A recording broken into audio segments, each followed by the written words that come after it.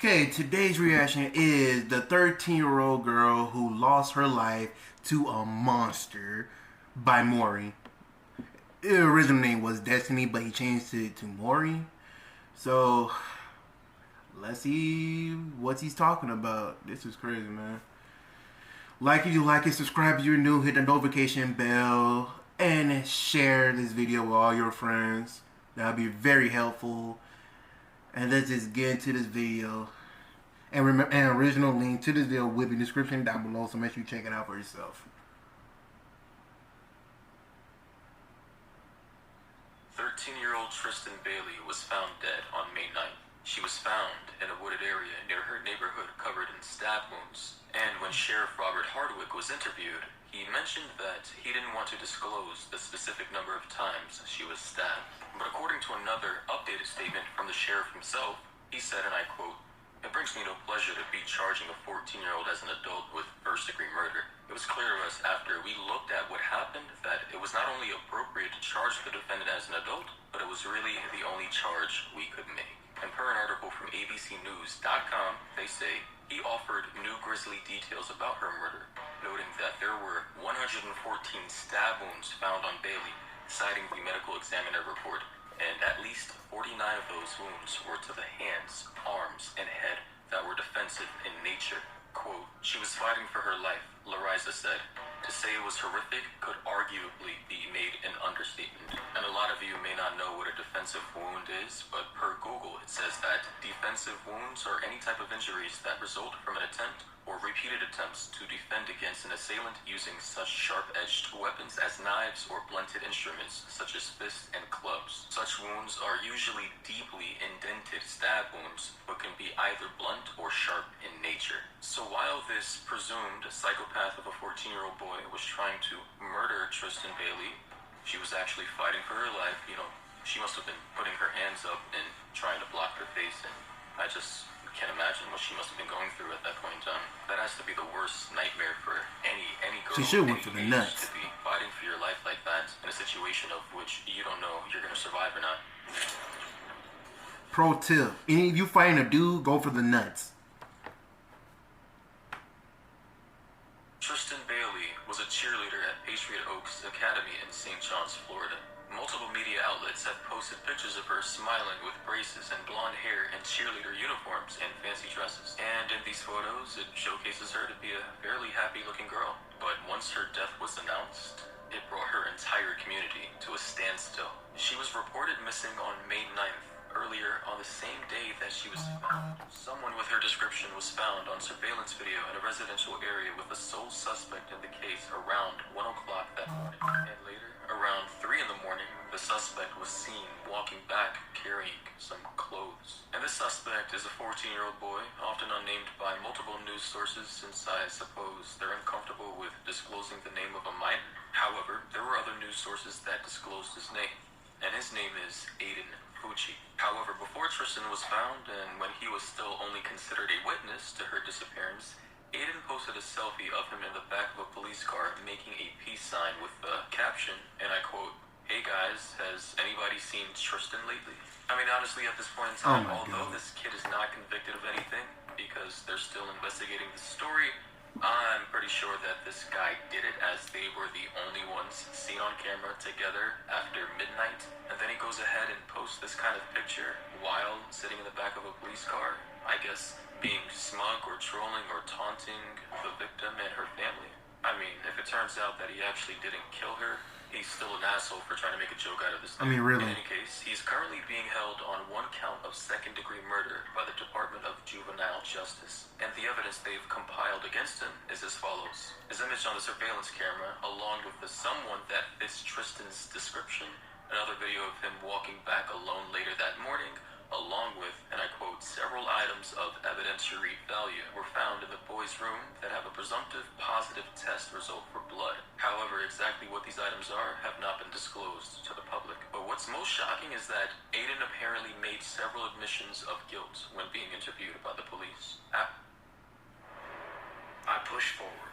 What would be the reason for this kid to even kill her, man? I weather storm.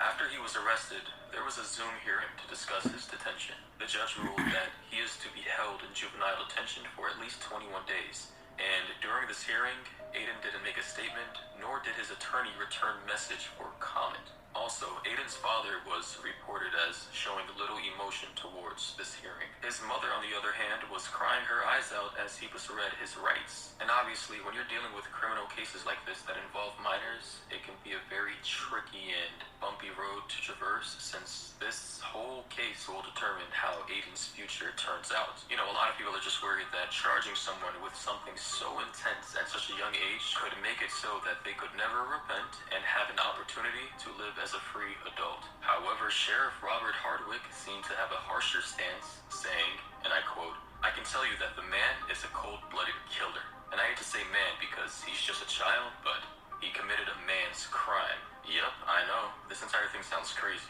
especially for a couple of 13 and 14-year-olds. On May 10th, though, it was decided that he would be charged as an adult. And this charge was more specifically of premeditated first-degree murder, which could also very well mean that he'll be spending at least 40 years in prison, since he's about 14 years old, and 40 plus 14, what is that, like 54? He'll only be 54 years old if he makes it another 40 years in life. I mean, that's kind of crazy to think about, but hey, that just goes to show you how much life ahead of him is gonna go to waste if he's found guilty of this charge. In any case, later on May 21st, Aiden's original attorney withdrew from this case, and the judge presiding over this case had allowed this change. And to be honest, his own attorney withdrawing from this case is a really bad sign that he actually might be guilty.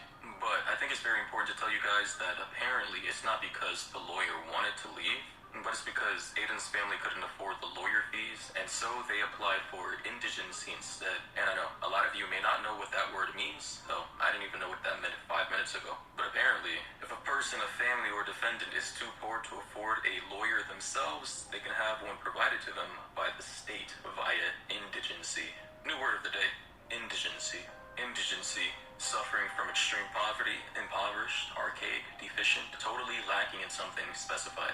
So a homeless person would be indigent. So that basically meant that he qualified for a public defender. Unfortunately, though, public defenders have a very bad reputation of being incredibly incompetent. And I'm not saying all of them are, but a lot of them, especially in the inner cities, are not so good. However, this investigation is still ongoing, and the evidence is still being reviewed. And I know a lot of you probably wanted more info on this case, but you gotta understand that cases involving minors are very hard to get info from, and we're at the beginning stages of this murder trial, and murder trials often take a very long time because you gotta make sure that every single piece of info that you're using to prosecute a suspect is accurate, or you can risk losing the case. And that goes for the defendants and their attorneys as well. Not to mention, you gotta get a jury that is unbiased, usually people who don't live in the area or who haven't heard about the story. And the judges themselves have to sift through all the info, hear both sides, and try to be as impartial as possible. But whatever the case may be, I really hope that whoever did this, we're presuming that this kid did it, are punished to the fullest degree of the law because they took the life of an innocent 13-year-old girl, and her life will never be coming back. You know, I can't imagine how her father and mother must be feeling, especially her father. Like, we all know fathers are typically more attached to their daughters because that's their, their little girls. Even when they grow up, they still view them as their little babies. It's just that father and daughter bond, I don't know how I would be able to move on in life losing my daughter in such a tragic way. But I want to know your thoughts and opinions on this. If any of you live in this area, let me know, because I would really love to know more information about this case. I'll try to keep my ears open to see if any more info comes out about this. And if there are any major updates, I'll probably make a little short video explaining what they are. In any case, with that being said, you guys already know who it is. Thank you for watching, and until next time, stay safe out. Man. Well, I hope this investigation leads to something. Because if this kid really murdered this girl, I need to know what was his reason. I need to know the reason for killing her. And, okay, let's say he did. Let's say he didn't kill that kid. He didn't kill that girl.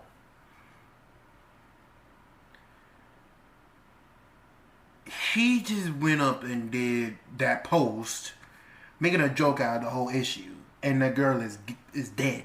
Can't come back. So, he looked like a total douche for actually posting something that bad on the internet. And so if he really is guilty, then he deserves what's coming to him.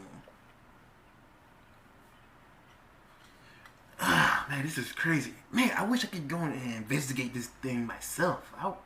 This is interesting. I want to investigate this myself. I want to pick up on everything that happened and see if I can put the pieces together. Man, these are crazy.